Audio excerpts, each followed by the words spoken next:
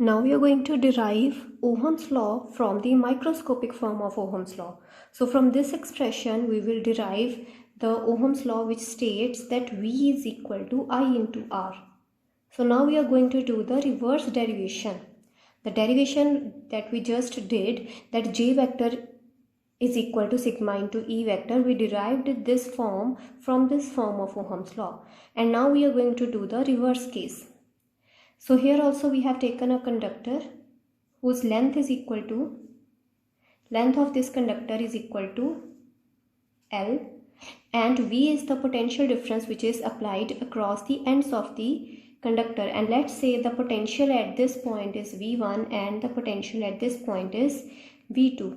Now if you are moving from V1 to V2 potential, that is, you are moving from this point of the conductor towards this point, so dl vector will be in this direction. So while moving from this point to this point, we are supposing a small length element in this whole path which we are traveling. So this is the small length element, and let's suppose that by traveling this much length, by traveling dl amount of length, what is the change in potential?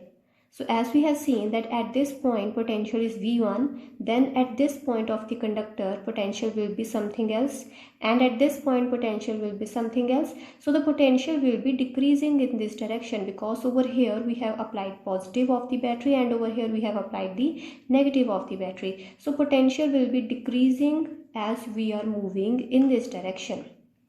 So when you are traveling dl amount of length in this manner, in this direction, when you are traveling dl amount of length, then let's say dv is the potential difference. The potential changes by dv amount. So when you are traveling this much dl length, the potential has changed by dv amount.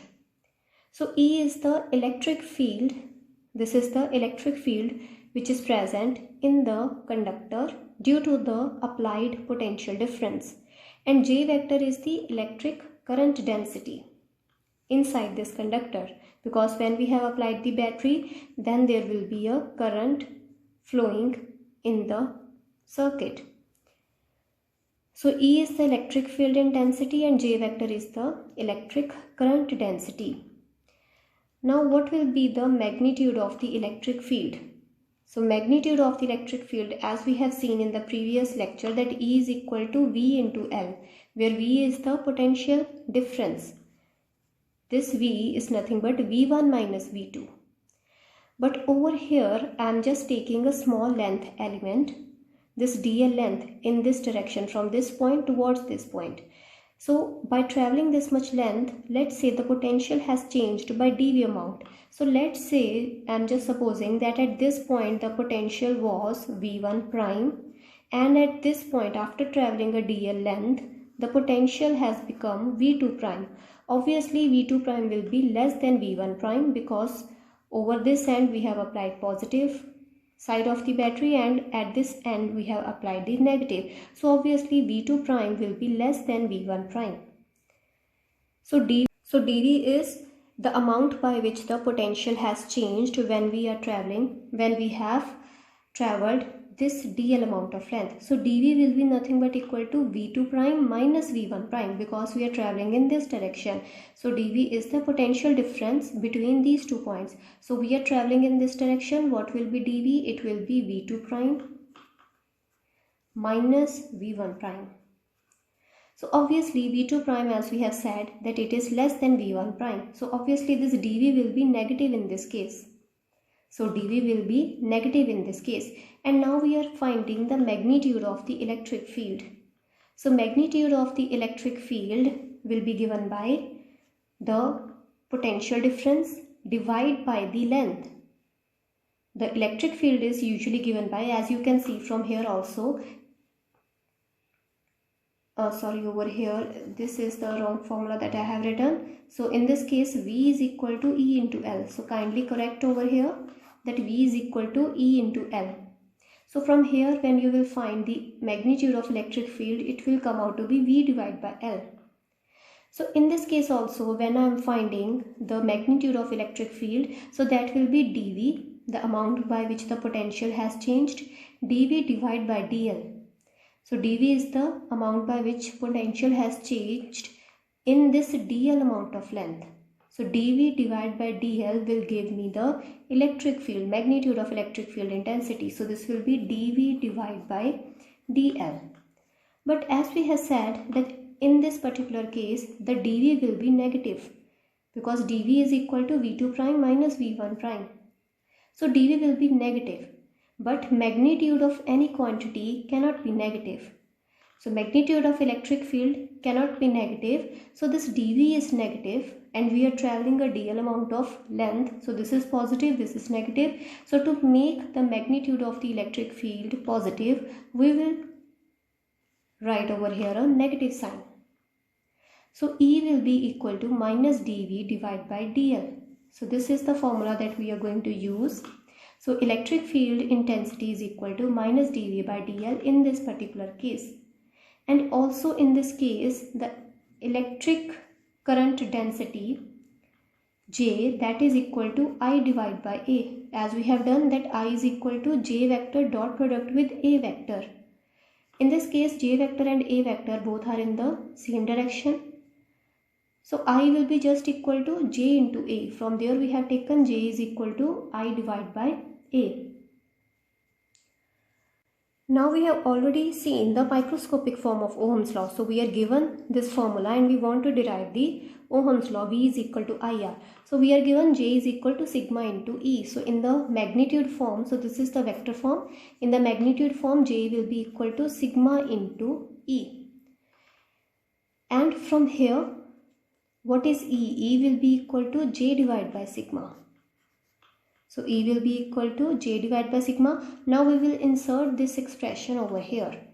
So E is equal to J divided by sigma, and that is equal to minus dV divided by dl. So from here J will come out to be equal to minus sigma into dV divided by dl.